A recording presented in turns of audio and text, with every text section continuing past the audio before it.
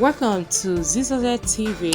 Kindly subscribe, share, and like for latest updates and news. Subscribe to this channel and press like. The ongoing policy of the Central Bank of Nigeria to redesign the Naira has generated wide reactions across the country and beyond. This exercise is a worldwide practice and therefore not anything new, especially as the January 31st deadline draws closer. A great number of Nigerians, out of good conscience, have expressed apprehension about how the policy and the deadline will make life more difficult for Nigerians. The large number of unbanked population who do their businesses, especially in the rural areas, will find it almost impossible to meet up with the deadline of January 31st to exchange their old banknotes for the redesigned currencies.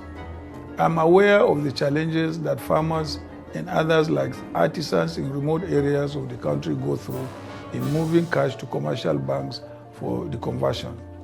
On this note, I'm compelled to align my position with the upsurge of demands for a slight extension of the monetary conversion policy.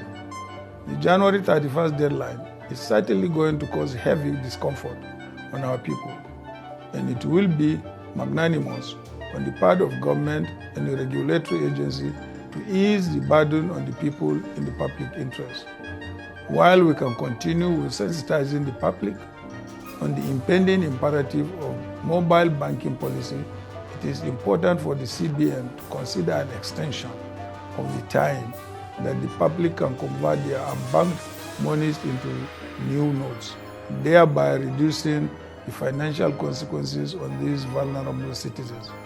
I believe that such a painful experience is not the intention behind the currency redesign initiative. Thank you, and may God bless you and bless the Federal Republic of Nigeria. As one, we can get it done.